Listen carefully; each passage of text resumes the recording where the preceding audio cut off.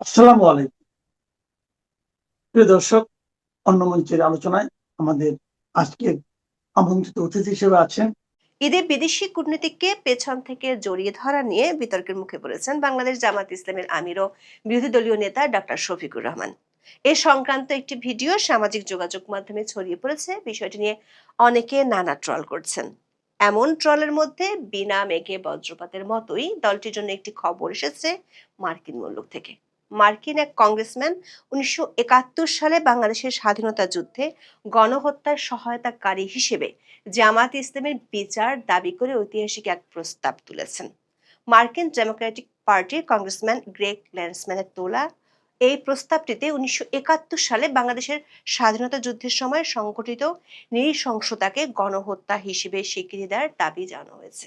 সেই সাথে জামাত ইসলামীকে সেই অপরাধের জন্য দায়ী করে বিচারের মুখোমুখি করার আহ্বান জানানো হয়েছে। 21শে মার্চ মার্কিন পার্লামেন্টের নিম্নকক্ষ হাউজ অব রিপ্রেজেন্টেটিভসে প্রস্তাবটি তোলেন ডেমোক্রেটিক পার্টির কংগ্রেসম্যান গ্রেগ ল্যান্সম্যান।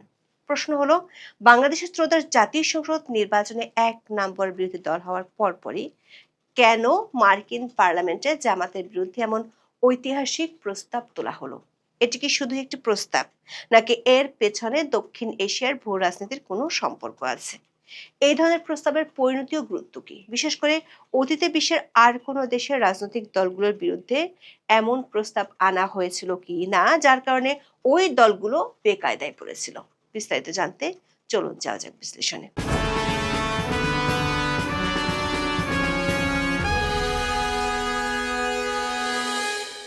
বাংলাদেশের মুক্তিযুদ্ধে গণহত্যার ভয়াবহতা বিশ্বের যে কোনো বিবেকবান মানুষকে নাড়া দিতে বাধ্য। এই গণহত্যা কতটা ভয়াবহ ছিল তার বড় একটি প্রমাণ পাওয়া যায় পাকিস্তানের সাবেক পররাষ্ট্রমন্ত্রী গওহর আইয়ুবের লেখা glimpses into the corridor of power বইয়ে। পাকিস্তানের সাবেক প্রেসিডেন্ট ফিল্ড মার্শাল আইয়ুব খানের ব্যক্তিগত ডায়েরি থেকে একটি লেখা সংগ্রহ করেছিলেন গওহর আইয়ুব। সেখানে যা লেখা ছিল সেটি পড়লে আপনার গা শিউরে উঠবে। লেখা ছিল, যুদ্ধের 1 বছর পরে পাকিস্তানের রাওয়ালপিন্ডির একটি সামরিক হাসপাতালে এক তরুণ পাকিস্তানি অফিসারকে আনা হয় মানসিক চিকিৎসার জন্য। সেই তরুণ অফিসার যুদ্ধ শেষে পাকিস্তান ফিরে যাওয়ার পর গুরুতর মানসিক রোগে আক্রান্ত হন। যুদ্ধের কথা মনে হলেই তার পুরো শরীরে খিঁচুনি দিয়ে জ্বর উঠত। ঘুমোতে গেলেই দুঃস্বপ্নে ভেঙে যেত ঘুম। কেউ যেন তাকে বলতো, ফিরে যেতে হবে বাংলাদেশে, সেখানে থাকা হিন্দুদের মাটির সঙ্গে মিশিয়ে দিতে হবে, নয়তো তার মুক্তি নেই। মূলত দিনের পর দিন ওই অফিসারের নির্দেশে গ্রামের পর গ্রাম জ্বালিয়ে দিয়েছিল পাকিস্তানি সেনারা। পুরো মুক্তিযুদ্ধে তিনি একাই হত্যা করেছিলেন 14,000-এর বেশি নিরীহ মানুষকে। পরে তিনি মানসিক ভারসাম্য হারিয়ে ফেলেন। দর্শক, 1971 সালের মহান মুক্তিযুদ্ধে পাক হানাদার বাহিনী আর তাদের এদেশীয় দোসররা পুরো বাংলাদেশ জুড়ে নির্বিচারে গণহত্যা চালিয়েছিল। 1972 সালের 11 ফেব্রুয়ারি বাংলাদেশ অবজারভার পত্রিকায় প্রকাশিত একটি প্রতিবেদনে দিনাজপুর টিএনটি অফিসের একটি টর্চার সেলের বিবরণ পাওয়া যায়। প্রতিবেদনটিতে লেখা ছিল, দিনাজপুরের টিএনটি অফিসের একটি টর্চার সেলে প্রায় 20,000 বাঙালিকে নির্যাতন করেছিল পাকিস্তানি সেনারা। সেলের মেঝেতে 3 ইঞ্চি পুরো রক্ত জমাট বেঁধেছিল। মুক্তিযুদ্ধে গণহত্যার কথা বলতে গেলেই উঠে আসে খুলনার চুকনগর গণহত্যার কথা। মুক্তিযুদ্ধের ইতিহাসে স্বল্প সময় কোন একটি স্থানে সবচেয়ে বড় গণহত্যা ছিল একটি। চুকনগর ছিল খুলনায় ডুমুরিয়া উপজেলার আটলিয়া ইউনিয়নের একটি গ্রাম। 1971 সালের 20 মে মাত্র 1 প্লাটুন পাকিস্তানি সেনা 4 ঘন্টায় ব্রাশ ফায়ার করে হত্যা করে অন্তত 12,000 নিরীহ মানুষকে। আসলে এই গণহত্যায় এর চেয়ে বেশি মানুষ নিহত হয়েছিলেন। চুকনগরের পাশে ভদ্রা নদীর পানিতে লাশ ভাসিয়ে দেওয়ায় নিহতের প্রকৃত সংখ্যা পাওয়া যায়নি। স্থানীয়ভাবে সঠিক সংখ্যা জানাও যায়নি, কারণ ওই গণহত্যায় শহীদদের বেশিরভাগ চুকনগর, ডুমুরিয়া বা খুলনার বাসিন্দা ছিলেন না। ঢাকার গণহত্যাগুলো ছিল বড় আকারের। এসব গণহত্যার মধ্যে প্রথমেই বলতে হয় জিঞ্জিরা গণহত্যার কথা। 1971 সালের 2 এপ্রিল ভোর 5:30টায় শুরু হওয়া এই গণহত্যা থেমেছিল দুপুর 2:30টায়। জিঞ্জিরা গণহত্যায় শহীদ হয়েছিলেন 2,000-এর বেশি নিরীহ মানুষ। মুক্তিযুদ্ধে ঢাকার মধ্যে সবচেয়ে বেশি নৃশংসতা দেখেছে মিরপুর। মুক্তিযুদ্ধের সময় মিরপুর যেন এক পাক হানাদার বাহিনী ও তাদের এদেশীয় দোসর আলবদর আল শামস আর রাজাকারদের জলজান্ত এক কসাইখানা ছিল। এই মিরপুরে পাকিস্তানপন্থী বিহারি ও অবাঙ্গালিরা গড়ে তুলেছিল অসংখ্য টর্চার সেল। ছিল বধ্যভূমি। মিরপুরে বধ্যভূমি ছিল 23টি। এর মধ্যে সবচেয়ে ভয়াবহ ছিল শিয়ালবাড়ি বধ্যভূমি। এই জঙ্গলে হাজার হাজার মানুষকে কুপিয়ে হত্যা করা হয়। বর্তমানে প্রাথমিক ও গণশিক্ষা ভবন থেকে কমার্স কলেজ যেতে যে কালভার্টটি পড়ে, সেখানে স্বাধীনতার পরে পাওয়া গিয়েছিল 60 বস্তা মাথার খুলি। মুক্তিযুদ্ধের সময় পাকিস্তানি বাহিনী চালানো এসব হত্যাযজ্ঞকে গণহত্যা হিসেবে মূল্যায়ন করার একটি প্রস্তাব উঠেছে মার্কিন কংগ্রেসে। শুক্রবার পার্লামেন্টের নিম্নকক্ষ হাউজ অব রিপ্রেজেন্টেটিভসে প্রস্তাবটি তোলেন ডেমোক্রেটিক পার্টির কংগ্রেসম্যান গ্রেগ ল্যান্ডসম্যান। ওয়াহিও থেকে নির্বাচিত এই আইন প্রণেতা তার প্রস্তাবে বলেছেন, হত্যাযজ্ঞে সহায়তা করার জন্য জামাত ইসলামীকে বিচারের মুখোমুখি করতে হবে। তিনি বাংলাদেশের ধর্মীয় সংখ্যালঘুদের সুরক্ষা নিশ্চিত করার আহ্বান জানিয়েছেন। দেখে আসি সেই প্রস্তাবে কি বলা হয়েছে। প্রস্তাবে বলা হয়েছে, 1947 সালের আগস্টে ভারত ব্রিটিশ শাসনের অবসান ঘটে। ভারত ও পাকিস্তান নামে দুটি স্বাধীন সার্বভৌম রাষ্ট্র গঠিত হয়েছিল। পাকিস্তানের মধ্যে পশ্চিম পাকিস্তান এবং পূর্ব পাকিস্তান অন্তর্ভুক্ত ছিল, যা তখন পূর্ববঙ্গ নামে পরিচিত ছিল। 1970 সালে অনুষ্ঠিত জাতীয় নির্বাচনে শেখ মুজিবুর রহমানের নেতৃত্বে আওয়ামী লীগ পূর্ব পাকিস্তানের স্বায়ত্তশাসনের ইশতেহার নিয়ে সংসদে সংখ্যাগরিষ্ঠতা অর্জন করে। 1971 সালের 25শে মার্চ রাতে পাকিস্তান সরকার শেখ মুজিবুর রহমানকে কারাবন্দী করে এবং পাকিস্তানি সামরিক বাহিনী জামাত ইসলামের আদর্শে অনুপ্রাণিত উগ্র ইসলামপন্থী দলগুলোর সহায়তায় পূর্ব পাকিস্তানে অপারেশন সার্চলাইট নামে দমন অভিযান শুরু করে। অভিযানের আওতায় বেসামরিক নাগরিকদের উপর ব্যাপক হত্যাকাণ্ড চালানো হয়। প্রস্তাবে বলা হয়েছে, এই নৃশংসতায় নিহত ব্যক্তির সংখ্যা নিয়ে বিভিন্ন অনুমান থাকলেও সবচেয়ে নির্ভরযোগ্য তথ্য অনুযায়ী এই সংখ্যা কয়েক হাজার থেকে কয়েক লাখ পর্যন্ত। 2 লাখের বেশি নারী ধর্ষণের শিকার হয়েছিলেন এবং সামাজিক গ্লানির কারণে তাদের প্রকৃত সংখ্যা সম্ভবত কখনো জানা যাবে না ও ভুক্তভোগীদের নাম স্মরণ করা হবে না। 1971 সালের 13 জুন দ্য সানডে টাইমসে জেনোসাইড শিরোনামের এক কলামে সাংবাদিক অ্যান্থনি মাস্কার হ্যান্স লিখেছেন, 25শে মার্চ সন্ধ্যায় সেনাবাহিনী যখন ঢাকার বিভিন্ন স্থানে ছড়িয়ে পড়েছিল, তখন তাদের অনেকের কাছেই হত্যার তালিকায় থাকা ব্যক্তিদের নাম ছিল। 28শে মার্চ ঢাকায় নিযুক্ত তৎকালীন মার্কিন কনসাল জেনারেল আর্চার ব্ল্যাড ওয়াশিংটনে সিলেক্টিভ জেনোসাইড শিরোনামে একটি টেলিগ্রাম পাঠিয়েছিলেন। সেখানে তিনি লেখেন, পাকিস্তান সেনাবাহিনীর সমর্থনে অবাঙালি মুসলমানরা পরিকল্পিতভাবে গরিব মানুষের বসতিগুলোতে হামলা চালাচ্ছেন এবং বাঙালি ও হিন্দুদের হত্যা করছেন। 6 এপ্রিল কনসাল জেনারেল আর্চার ব্ল্যাড ওই সংঘাতের বিষয়ে মার্কিন সরকার নিরাপত্তার বিরুদ্ধে একটি প্রতিবাদ লিপি পাঠান। এটি ব্ল্যাড টেলিগ্রাম নামে পরিচিত। ঢাকা কনসুলেট জেনারেলের 20 জন মার্কিন কূটনীতিকের সই করা ওই বার্তায় বলা হয়, দুর্ভাগ্যবশত যেখানে জেনোসাইড বা গণহত্যা শব্দ প্রযোজ্য, সেই আওয়ামী সংঘাতকে একটি সার্বভৌম রাষ্ট্রের অভ্যন্তরীণ বিষয় হিসেবে গণ্য করে আমরা নৈতিকভাবেও হস্তক্ষেপ না করার সিদ্ধান্ত নিয়েছি। সাধারণ মার্কিনিরা এ নিয়ে ঘৃণা প্রকাশ করেছেন এবং ব্ল্যাড নিজেও এই আপত্তির সঙ্গে একমত পোষণ করেছেন। 8 এপ্রিল কনসাল জেনারেল ব্ল্যাড আরেকটি টেলিগ্রাম পাঠান। সেখানে উল্লেখ করা হয়, হিন্দুদের উপর যে নগ্ন, পরিকল্পিত ও ব্যাপক দমন-পীড়ন চালানো হচ্ছে, তার ক্ষেত্রে গণহত্যার শব্দটি পুরোপুরি প্রযোজ্য। 1971 সালে মার্কিন সিনেটর এডওয়ার্ড এম কেনেডির প্রকাশিত প্রতিবেদনে বলা হয়েছিল, পাকিস্তানের সামরিক বাহিনী হিন্দুদের ঘরবাড়ি এবং ব্যবসা প্রতিষ্ঠানে হলুদ রঙের এই চিহ্ন দিয়ে চিহ্নিত করত, যা নাৎসিদের ইহুদি নিধনের কৌশলের সাথে মিলে যায়। ল্যান্ডসম্যানের বর্তমান প্রস্তাবে হিন্দুদের এই সুনির্দিষ্ট নিধনযজ্ঞকে জাতিগত নিধন ও গণহত্যা হিসেবে স্বীকৃতির দাবি জানানো হয়েছে।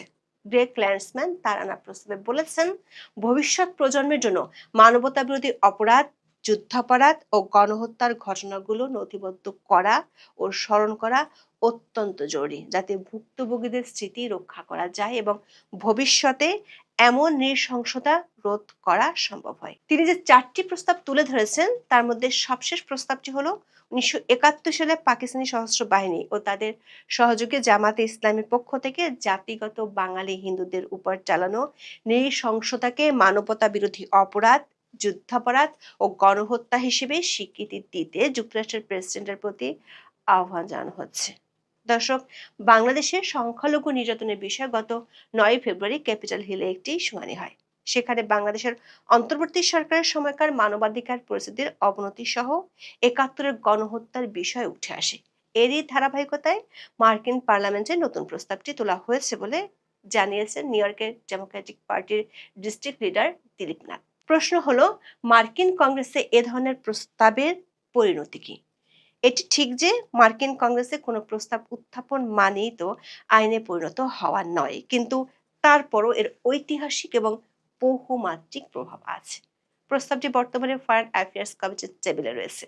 এখানে এটি তিনটি সম্ভাব্য পরিণতির দিকে যেতে পারে। প্রথমত, কমিটি প্রস্তাবটি পর্যালোচনা করে নতুন সংশোধনের মাধ্যমে প্রতিনিধি পরিষদের পূর্ণাঙ্গ অধিবেশনে ভোটের জন্য পাঠাতে পারে। দ্বিতীয়ত, এটি কমিটিতে অনির্দিষ্টকালের জন্য পড়ে থাকতে পারে। তৃতীয়ত, যদি এটি হাউজের সংখ্যাগরিষ্ঠ সদস্যের সমর্থন পায় এবং পাশ হয়, তবে এটি মার্কিন সরকারের আনুষ্ঠানিক নীতি বা সেন্স অফ দ্য হাউস হিসেবে গণ্য হবে। যদি এই প্রস্তাবটি প্রতিনিধি পরিষদে পাশ হয়, তবে এর প্রভাব হবে বহুমাত্রিক।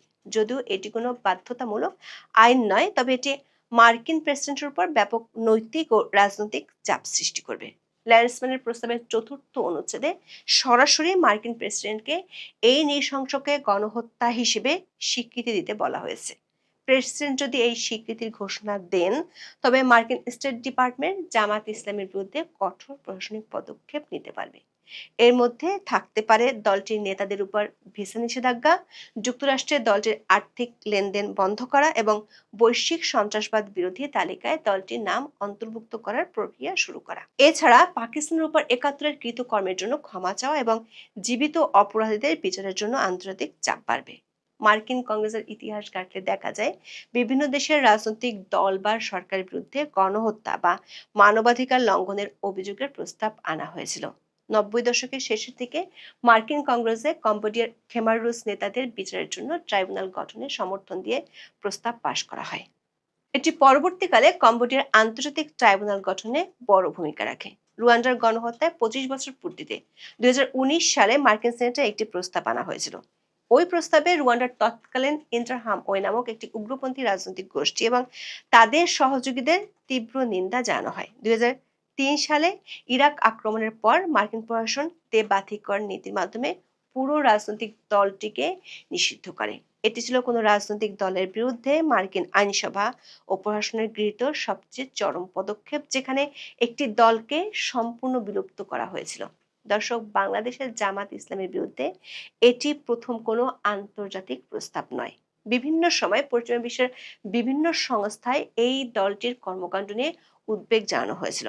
২০১৯ সালে রিপাবলিকান কংগ্রেসম্যান জিম ব্যাংকস মার্কিন হাউজে একটি প্রস্তাব পেশ করেছিলেন। সেখানে জামাত ইসলামীকে দক্ষিণ এশিয়ার স্থিতিশীলতার জন্য হুমকি হিসেবে বর্ণনা করে মার্কিন সরকারকে তাদের সাথে সব সম্পর্ক ছিন্ন করার আহ্বান জানানো হয়েছিল। সেই প্রস্তাবে জামাতের ছাত্র সংগঠন ইসলামের ছাত্র শিবিরের সহিংস কর্মকাণ্ডের বিস্তারিত বিবরণ দেওয়া হয়েছে। এরপর ২০২২ সালে স্টিভ চ্যাবট এবং রো খান্না বাংলাদেশের গণহত্যার স্বীকৃতির জন্য রেজলিউশন ১৪৩০ আনেন। তবে এই প্রস্তাবগুলো ফরেন অ্যাফেয়ার্স কমিটির গণ্ডি পেরিয়ে প্রতিনিধি পরিষদের ভোটাভুটি পর্যন্ত পৌঁছাতে পারেনি। মূলত তৎকালীন ভূ রাজনৈতিক প্রেক্ষাপট এবং লবিং যুদ্ধের কারণে প্রস্তাবগুলো ধামাচাপা পড়ে যায়। ২০১৪ এবং ২০১৫ সালে ইউরোপীয় পার্লামেন্ট বাংলাদেশের যুদ্ধাপরাধের বিচারকে সমর্থন করে প্রস্তাব গ্রহণ করে। সেখানে জামাতের সহিংসতার নিন্দা জানানো হয় এবং দলটিকে গণতান্ত্রিক মূল্যবোধের পরিপন্থী হিসেবে আখ্যা দেওয়া হয়।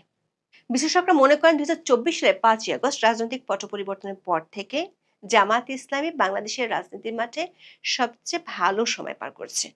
ইউনূসের বদন্যতায় নিষেধাজ্ঞা থেকে ফিরে দলটি সংসদে প্রধান বিরোধী দল হয়েছে। তবে নির্বাচনের সময় দলটির কয়েকজন নেতার স্বাধীনতা বিরোধী মন্তব্য দলটিকে বেকায়দায় ফেলে দিয়েছিল। ঠিক এমন সময় মার্কিন কংগ্রেসম্যানের এই প্রস্তাব জামাতে ইসলামীকে জাতীয় ও আন্তর্জাতিকভাবে নতুন করে বিব্রতকর পরিস্থিতিতে ফেলে দিল। শনিবার থেকে এই খবরটি কূটনৈতিক মহলেও বেশ আলোচনার জন্ম দিয়েছে। বিশেষ করে ঈদ উপলক্ষে শুভেচ্ছা বিনিময় অনুষ্ঠানে জামাতের আমিরের আচরণ নিয়ে সামাজিক মাধ্যমে ট্রল হওয়ার পর মার্কিন কংগ্রেসের এই প্রস্তাব আসায় বিষয়টি নিয়ে আরো বেশি আলোচনা হচ্ছে। ২১শে মার্চ দুপুরে রাজধানী মিন্টু রোডে বিরোধী দলীয় নেতার সরকারি বাসভবনে কূটনীতিকদের সঙ্গে ঈদের শুভেচ্ছা বিনিময় করেন ডক্টর শফিকুর রহমান। এতে অংশ নেন অস্ট্রেলিয়া, যুক্তরাজ্য, Bharat, Japan, Brunei, Philippines, Indonesia, Malaysia, Iran, Pakistan, Nepal, Netherlands ও ভুটানের রাষ্ট্রদূত ও হাইকমিশনার। এই সময় অনেকেই তাদের পরিবারের সদস্যদের নিয়ে উপস্থিত ছিলেন। কিন্তু এই শুভেচ্ছা বিনিময় অনুষ্ঠানের একটি ভিডিও মুহূর্তের মধ্যে সামাজিক মাধ্যমে ভাইরাল হয়ে পড়ে। ভিডিওতে দেখা যায় অনুষ্ঠানের এক পর্যায়ে বিরোধী দলীয় নেতা অতিথিদের সঙ্গে কোলাকুলি করছেন। কারো কপালে চুমু দিয়েছেন এবং খাবার টেবিলে বসে এক কূটনীতিককে পেছন থেকে জড়িয়ে ধরেছেন। শনিবার বিকেল থেকে নেটিজেনরা বিষয়টিকে ভিন্ন ভিন্নভাবে উপস্থাপন করছেন। অনেকে ভিডিওটি শেয়ার করে তীব্র মন্তব্য করেছেন, আর এক পক্ষ অবশ্য এটিকে ইতিবাচক হিসেবে প্রচার করছেন। কিন্তু শনিবার রাত থেকে মার্কিন কংগ্রেসের প্রস্তাব তোলার খবরটি পুরোপুরি জামাতের বিপক্ষে যাবে, এমনটাই মনে করছেন বিশ্লেষকেরা। ভারতের তরফ থেকে চাওয়াটা ছিল, মোদী সরকারের চাওয়াটা ছিল নির্বাচিত সরকার এসেছে এবং ভারত একরকমের তার রাজনৈতিক প্রতিপক্ষদের কাছে প্রমাণ করতে চেয়েছে যে মোদী সরকারের একমাত্র বন্ধু কখনোই আওয়ামী লীগ এবং শেখ হাসিনা ছিল না। তাদের বন্ধুত্ব এমনকি বিএনপি বেগম খালেদা জিয়ার সঙ্গেও ছিল এবং সে কারণেই তারেক রহমান সরকার আসা মানে ভারতের মোদী সরকারের মিত্র একটি সরকার আসা। ভারত সরকার স্পষ্টতই তারেক রহমান সরকারের কাছ থেকে, বাংলাদেশের নবনির্বাচিত সরকারের কাছ থেকে সম্পর্কটা দুদেশের মধ্যে একেবারে স্বাভাবিক হয়ে গেছে এবং বাংলাদেশ সরকারের গুরুত্বপূর্ণ মিত্র দেশ ভারত এমন একটা স্বীকৃতি পাওয়ার জন্য একরকম অস্থির হয়ে উঠেছে। বাংলাদেশে কি করে এই পরিস্থিতি হতে পারলো যে ভারত বিরোধিতা যখন তীব্র এবং তুঙ্গে, তখন পাকিস্তান আর চীন বাংলাদেশের সবচেয়ে ঘনিষ্ঠ মিত্র হয়ে উঠল। এই বিষয়গুলো নিয়ে মোদী সরকারকে এমনতর অস্বস্তির ভেতর দিয়ে 2024-এর 5ই আগস্টের পর থেকে যেতে হয়েছে যে নরেন্দ্র মোদী সরকার তার পররাষ্ট্র মন্ত্রণালয়ের বিভিন্ন পর্যায়ের কর্মকর্তারা যতই ব্যাখ্যা করে করে বলেছেন যে তারা কিছুতেই ভারত সরকারের নীতি অনুযায়ী যেহেতু কোনো অনির্বাচিত সরকারের সঙ্গে সম্পর্ক তৈরি করেন না, তাই ইউনূস সরকারের সঙ্গে তাদের আর যোগাযোগের কোনো চ্যানেল নেই, তারা কোনো যোগাযোগ করতে আগ্রহী নন। বাংলাদেশে একটা নির্বাচনের মাধ্যমে নির্বাচিত সরকার এলে তবে ভারত আবারও সম্পর্ক পুনঃপ্রতিষ্ঠা করবে। কাজেই ভারতের জন্য 12ই ফেব্রুয়ারির নির্বাচন গুরুত্বপূর্ণ ছিল এবং ভারতের জন্য গুরুত্বপূর্ণ ছিল তাই তারেক রহমানকে প্রধানমন্ত্রী নির্বাচনের পথ পরিষ্কার করা, যে কারণে এটা স্পষ্টতই মনে করা হয় যে এই যে তারেক রহমান তার মা যখন রোগশয্যায় কাতর, সেই নভেম্বরের শেষেও তিনি যখন সাধারণ মানুষের উদ্দেশ্যে ফেসবুকে স্ট্যাটাস দিয়ে লিখছেন যে তার দেশে ফেরার বিষয়টি তার ইচ্ছাধীন নয় এবং এখনো তিনি জানেন না কবে বাধা অপসারিত হবে, আর 15 দিনের মধ্যেই যে বাধা অপসারিত হলো আর তারেক রহমান বিরাট সম্বর্ধনা নিয়ে বাংলাদেশে ফিরে এলেন, তার পেছনে যে ভারত সরকার, মার্কিন যুক্তরাষ্ট্র সরকার, বাংলাদেশের সেনাবাহিনীর গুরুত্বপূর্ণ ভূমিকা ছিল সেটা বুঝতে কোনো পর্যবেক্ষক বা বিশ্লেষকের অসুবিধা হয় না। কিন্তু তারেক রহমান শেষ পর্যন্ত যখন প্রধানমন্ত্রী নির্বাচিত হলেন, যেই প্রধানমন্ত্রী নির্বাচনের আগেই ভারত তার পাশে আছে এই সুস্পষ্ট বার্তা দিতে বেগম খালেদা জিয়ার মৃত্যুর পর এস জয়শঙ্কর ভারতের পররাষ্ট্রমন্ত্রী শোক জানাতে বাংলাদেশ চলে এসেছিলেন, কিন্তু সে সময় তিনি তারেক রহমানের সঙ্গে সাক্ষাৎ করলেও অন্তর্বর্তীকালীন সরকারের প্রধান উপদেষ্টা ডক্টর ইউনূসের সঙ্গে সাক্ষাৎ করতে রাজি হন নাই, যে কারণে তারেক রহমানের মা বেগম খালেদা জিয়ার মৃত্যুর পর নরেন্দ্র মোদী যেমন তাকে ব্যক্তিগত চিঠি লেখেন, ভারতের প্রতিরক্ষা মন্ত্রী যেমন বাংলাদেশ হাইকমিশনে গিয়ে শোক বার্তা লিখে আসেন, তেমনি ভারতের পার্লামেন্টে শোক প্রস্তাব গৃহীত হয় বেগম খালেদা জিয়াকে ভারতে বাংলাদেশ মৈত্রীর এক অনন্য প্রতীক হিসেবে চিহ্নিত করে। এবং তারেক রহমান নির্বাচিত হচ্ছেন এ খবর মোটামুটি নিশ্চিত হওয়ার পরপরই প্রধানমন্ত্রী মোদী উচ্ছ্বসিত হয়ে এক্স হ্যান্ডেলে বার্তা দেন। প্রধানমন্ত্রী মোদী রীতিমতো ব্যক্তিগত ফোন করে তারেক রহমানকে নবনির্বাচিত প্রধানমন্ত্রী হিসেবে অভিনন্দন জানান। এরপর তিনি ভারতের তরফে প্রধানমন্ত্রী তারেক রহমানের শপথ গ্রহণ অনুষ্ঠানে ভারতের স্পিকার ওম বিড়লাকে পাঠান এমন একটা ব্যক্তিগত চিঠি দিয়ে, যেখানে ভারতের প্রধানমন্ত্রী তারেক রহমানের উদ্দেশ্যে চিঠিতে বলেন যে তিনি যেন খুব শিগগিরই ভারত সফরে এসে প্রধানমন্ত্রী মোদীর আমন্ত্রণ গ্রহণ করেন এবং তিনি যেন সঙ্গে করে তার স্ত্রী ডাক্তার জুবাইদা রহমান এবং কন্যা জাইমা রহমানকে নিয়ে এসে ভারতের প্রধানমন্ত্রীকে এই আতিথ্য দানের সুযোগ করে দেন।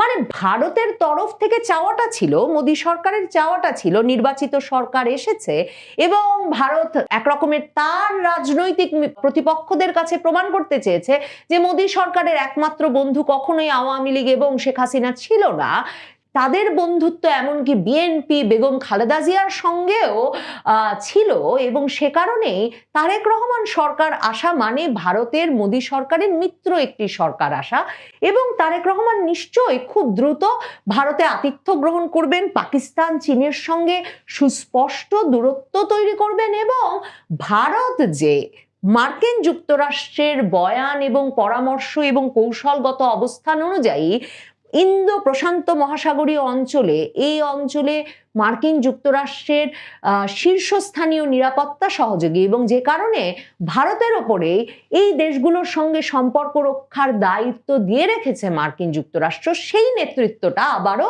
ভারত প্রতিষ্ঠা করতে পারবে। কিন্তু তারেক রহমান প্রধানমন্ত্রী হওয়ার পর থেকে এখন পর্যন্ত ভারত সুস্পষ্ট কোনো ইঙ্গিত পাচ্ছে না। ভারতের হাই কমিশনার প্রণয় বার্মা, পররাষ্ট্রমন্ত্রী, পররাষ্ট্র প্রতিমন্ত্রী সহ বাংলাদেশের শীর্ষস্থানীয় মন্ত্রীদের সঙ্গে সাক্ষাৎ করছেন, নানা রকম ব্যবসা বাণিজ্যের আলাপ করছেন। ভারত থেকে বাংলাদেশ যতটা ডিজেল আমদানি করত তার চেয়ে দ্বিগুণ ডিজেলের সরবরাহের চাহিদা এরই মধ্যে বাংলাদেশ জানিয়েছে ভারতকে। ভারত বলছে যে তারা মিত্র দেশ হিসেবে বাংলাদেশের এই যে ডিজেল চাহিদা এবং মধ্যপ্রাচ্যের যে সংকট, তার ফলশ্রুতিতে যে জ্বালানি সংকট তৈরি হতে পারে, তাতে যাতে বাংলাদেশ না ভোগে তার ব্যবস্থা করতে ভারত তাকে এই পরিমাণ, দ্বিগুণ পরিমাণ ডিজেল সরবরাহের কথা ভাবছে। এসব ব্যবসা বাণিজ্যের ব্যবস্থা প্রণয় বার্মা আলাপ আলোচনা করে করতে পেরেছেন বটে, কিন্তু এখন পর্যন্ত বাংলাদেশ এবং ভারতের যে ভিসা সমস্যার সংকটের সমাধান সেটাও তিনি করে উঠতে পারেন নাই। মানে যে 16টা ভিসা সেন্টার চালু ছিল 2024-এর 5ই আগস্টের আগে, এখন পর্যন্ত মাত্র 5টা চালু করা গেছে। এবং এই ঈদের আগেও ভারতের হাই কমিশনার প্রণয় বার্মা বলেছেন যে শুধুমাত্র ভিসা সেন্টার, ট্যুরিস্ট ভিসা চালু করতে যে পরিমাণ জনবলের নিরাপত্তা বাংলাদেশ সরকারকে দিতে হবে, হাই কমিশন, ভারতের ভিসা সেন্টারগুলোর হাই কমিশনগুলোর যে অবকাঠামোগত নিরাপত্তা দিতে হবে, সেগুলো নিয়ে সরকারের সঙ্গে এখনো আলাপ চলছে। দেখেন, মনে হয় যে ভারত ভিসা দিচ্ছে না, কিন্তু ভারতকে তার জনবল এবং অবকাঠামোর নিরাপত্তা নিশ্চিত করতে সরকারের কাছ থেকে যে আশ্বাস পেতে হবে, যে নিরাপত্তা পেতে হবে, সেটা তার মানে ইউনূস সরকারের আমলে যেমন ভারত সরকার পায় নাই, এখনো তারেক রহমান সরকারের মাসখানেক পার হওয়ার পরেও, মাসের কিছু বেশি সময় পার হওয়ার পরেও সেটা এখন পর্যন্ত ভারত নিশ্চিত করতে পারে নাই। এই অবস্থায় ভারতের পররাষ্ট্রমন্ত্রী এস জয়শঙ্কর দিল্লিতে বাংলাদেশের হাই কমিশনার রিয়াজ হামিদুল্লাহর সঙ্গে সাক্ষাৎ করেছেন। দুজন গুরুত্বপূর্ণ শীর্ষস্থানীয় মন্ত্রীর দেখা পেয়েছেন বাংলাদেশের হাই কমিশনার রিয়াজ হামিদুল্লাহ দিল্লিতে। পররাষ্ট্রমন্ত্রী এস জয়শঙ্কর এবং শিল্প ও বাণিজ্য মন্ত্রী পীযূষ গোয়েল দেখা করেছেন রিয়াজ হামিদুল্লাহর সঙ্গে। ভারত সরকার কতটা উদ্গ্রীব হয়ে উঠেছে বাংলাদেশের সঙ্গে দ্বিপাক্ষিক সম্পর্ক উন্নয়নে এবং আরো বেশি ব্যবসা বাণিজ্যের প্রসারে, যে রিয়াজ হামিদুল্লাহকে ভারত সরকার এই সাক্ষাৎ দিলেন যখন, মানে এই দুই মন্ত্রী যে সাক্ষাৎ দিলেন, তারও কিন্তু 1 বছর আগে অন্তর্বর্তীকালীন সরকারের সময় রিয়াজ হামিদুল্লাহ দিল্লিতে নিযুক্ত হয়েছেন বাংলাদেশের হাই কমিশনার হিসেবে। কিন্তু এই বাংলাদেশি রাষ্ট্রদূতের সঙ্গে মন্ত্রী পর্যায়ের কেউ ভারতে এই 1 বছর প্রায় সময় ধরে কিন্তু সাক্ষাৎ করেন নাই। তিনি এর আগে ভারতের পররাষ্ট্র সচিব বিক্রম মিশ্রের সাক্ষাৎ পেয়েছিলেন বটে, কিন্তু পররাষ্ট্রমন্ত্রী এস জয়শঙ্কর কিংবা এই যে শিল্প বাণিজ্য মন্ত্রী পীযূষ গোয়েলের সাক্ষাৎ, সেটা এ কারণেই ভীষণ তাৎপর্যপূর্ণ। পররাষ্ট্রমন্ত্রী এস জয়শঙ্কর কিন্তু এই বৈঠক শেষে বেরিয়ে আবার এক্স হ্যান্ডেলে নিজেই পোস্ট দিয়েছেন। পোস্ট দিয়ে বলেছেন যে দুদেশের মধ্যকার সম্পর্ক এগিয়ে নিতে এই বৈঠকটি গুরুত্বপূর্ণ ছিল এবং সে কারণে এই বৈঠক করা। এবং গোয়েলের সঙ্গে বৈঠকের পর বাংলাদেশের রাষ্ট্রদূত রিয়াজ হামিদুল্লাহ বলেছেন যে এই মন্ত্রীর যে এক্সেপশনাল উইজডম, যে অসাধারণ জ্ঞান, অসাধারণ আবেগ, প্যাশন এবং যে দূরদৃষ্টি আছে, সেটা দুই দেশের মধ্যকার অর্থনৈতিক সম্পর্ক জোরদার করতে বড় ধরনের ভূমিকা রাখবে। ভারতের বাণিজ্য মন্ত্রীর সঙ্গে বাংলাদেশের রাষ্ট্রদূতের জামদানি বোনার যে টেকনিক, কৌশল, তা নিয়েও আলাপ হয়েছে বলেও, এই ঐতিহ্য নিয়ে আলাপ হয়েছে বলেও রিয়াজ হামিদুল্লাহ লিখেছেন। দুই দেশের মধ্যকার আলাপটা কি নিয়ে এ বিষয়ে যখন ভারতের সংবাদ মাধ্যমে কিন্তু ব্যাপক আলোড়ন তৈরি হয়েছে, এই রাষ্ট্রদূতের সঙ্গে ভারতের দুই শীর্ষ মন্ত্রীর বৈঠক নিয়েই একটা বড় আলোড়ন ভারতের সংবাদ মাধ্যমে। কারণ ভারতের সংবাদ মাধ্যম, ভারতের সুশীল সমাজ, ভারতের রাজনৈতিক পক্ষগুলো অধীর আগ্রহে এই ভারত বাংলাদেশ সম্পর্ক আবার স্বাভাবিক হচ্ছে, সক্রিয় হচ্ছে, সে কারণে অপেক্ষা করছে এবং তাই যে কোনো ইঙ্গিতকে তারা গুরুত্বের সঙ্গে কাভার করছে, গুরুত্বের সঙ্গে আলোচনা করছে। ভারতের সংবাদ মাধ্যম বলছে যে মন্ত্রীদের সঙ্গে যে আলাপ, বিশেষ করে পররাষ্ট্রমন্ত্রী এস জয়শঙ্করের সঙ্গে আলাপটার একটা গুরুত্বপূর্ণ ফ্যাক্টর ছিল, গুরুত্বপূর্ণ বিষয়, আলোচ্য বিষয় ছিল এই যে পররাষ্ট্রমন্ত্রী খলিলুর রহমান বাংলাদেশের, তিনি ভারত সফরে কবে আসবেন এবং ভারতের পক্ষ থেকে আবারও আগ্রহ প্রকাশ করে বলা হয়েছে যে তিনি যেন এপ্রিলের মাঝামাঝি যখন একটা আঞ্চলিক সম্মেলনে ভারতে মন্ত্রী পর্যায়ের বৈঠকে যোগ দিতে আসবেন তখন যেন তিনি একটা আনুষ্ঠানিক দিল্লি সফরও এর পাশাপাশি করে যান। ভারতের পররাষ্ট্রমন্ত্রী এস জয়শঙ্কর এই যে বাংলাদেশের পররাষ্ট্রমন্ত্রীর প্রথম একটা গুরুত্বপূর্ণ দ্বিপাক্ষিক সফর ভারতে করাতে এবং খুব শিগগিরই এটা আয়োজনে গুরুত্বের সঙ্গে কাজ করছেন, বাংলাদেশের রাষ্ট্রদূতকে নিয়ে এসেও এই আলাপ করছেন। তার একটা কারণ, যখন এই প্রতিবেশী দেশ বাংলাদেশের নবনিযুক্ত প্রধানমন্ত্রীর প্রথম সফরটি মনে হচ্ছে না মোদিজির এমন আন্তরিক চিঠি পাওয়া সত্ত্বেও তারেক রহমান ভারতে করতে যাচ্ছেন, তখন ভারত অন্তত চাইছে বাংলাদেশের পররাষ্ট্রমন্ত্রী খলিলুর রহমানের প্রথম সফরটা ভারতে হোক এবং মোদী সরকার এই ইঙ্গিত ভারতের রাজনৈতিক পক্ষগুলোকে দিতে পারুক যে বাংলাদেশ ভারত সম্পর্ক, মৈত্রীর সম্পর্ক আবারও সক্রিয় হয়েছে এবং বাংলাদেশে ভারত বৈরী কোনো সরকার আর নাই, ভারতের সঙ্গে সক্রিয় কার্যকরী সম্পর্ক রাখতে আগ্রহী এমন একটা সরকার প্রতিষ্ঠায় ভারত সমর্থ হয়েছে। ভারতের সংবাদ মাধ্যমগুলো তাই লিখছে যে বাংলাদেশের যিনি পররাষ্ট্রমন্ত্রী তার সঙ্গে এমনকি ইউনূস সরকারের আমলেও ভারতের যোগাযোগ অব্যাহত ছিল। গত নভেম্বরেও তিনি নিরাপত্তা উপদেষ্টা অজিত দোভালের আমন্ত্রণে এসেছিলেন। যেটা আপনাদেরকে বারবার বলেছি, খলিলুর রহমানকে শুধু মার্কিন যুক্তরাষ্ট্র তারেক রহমানের মন্ত্রিসভায় রাখতে অনুরোধ করেছিলেন তাই নয়, ভারতও যেহেতু ইউনূস সরকারের আমলেও তার সঙ্গে আলোচনা চালিয়ে যেতে পেরেছে, ভারতেরও আগ্রহ ছিল খলিলুর রহমানকে এই মন্ত্রিসভায় রাখার। এবং ভারতের সংবাদ মাধ্যম এনডিটিভির মতো অনেকেই এখন লিখছেন যে ভারতের সঙ্গে একটা ভালো বোঝাপড়া আছে পররাষ্ট্রমন্ত্রী খলিলুর রহমানের, কারণ তিনি এমনকি ভারতের শীর্ষস্থানীয় যে বিশ্ববিদ্যালয় জওহরলাল নেহেরু ইউনিভার্সিটি জেএনইউতে পড়ালেখা করেছেন। কাজেই এই ভারতের সঙ্গে বা ভারতকে বোঝার যে তার সক্ষমতা, সেটাও ভারত বাংলাদেশ মৈত্রীর সম্পর্ক আবার কার্যকর করতে ভূমিকা রাখতে পারে বলে ভারত আশাবাদী। সব মিলিয়ে ভারত খুব দ্রুত তারেক রহমান সরকারের কাছ থেকে একটা গ্রিন সিগন্যাল চায়। ভারত কিছুটা অস্থির, কারণ তারেক রহমানকে যেই সহযোগিতা, যে সমর্থন দিয়ে তারা একটা বৈরী পরিবেশে নির্বাচিত হতে সহায়তা করে, তার দেশে ফেরাকে এক রকমের ফ্যাসিলিটেট করে তাকে প্রধানমন্ত্রী পদে অধিষ্ঠিত করতে ভূমিকা রেখেছে, তারেক রহমান নির্বাচিত হওয়ার পর প্রধানমন্ত্রী পদে বসবার পর সে স্বীকৃতি এখন পর্যন্ত ভারত সরকার, ভারতের পররাষ্ট্র মন্ত্রণালয়, ভারতের কূটনীতিকরা কিংবা ভারতের প্রধানমন্ত্রী নরেন্দ্র মোদী পাননি বটে। কাজেই ভারত সরকার সেই গ্রিন সিগন্যালটা খুব দ্রুত নিশ্চিত করতেই দিল্লিতে বাংলাদেশের রাষ্ট্রদূতকে ডেকে পাঠিয়ে পররাষ্ট্র মন্ত্রণালয়ে পররাষ্ট্রমন্ত্রী সাক্ষাৎ দিয়েছেন এবং বাংলাদেশের পররাষ্ট্রমন্ত্রীর সফরটা খুব দ্রুত নিশ্চিত করতে একটা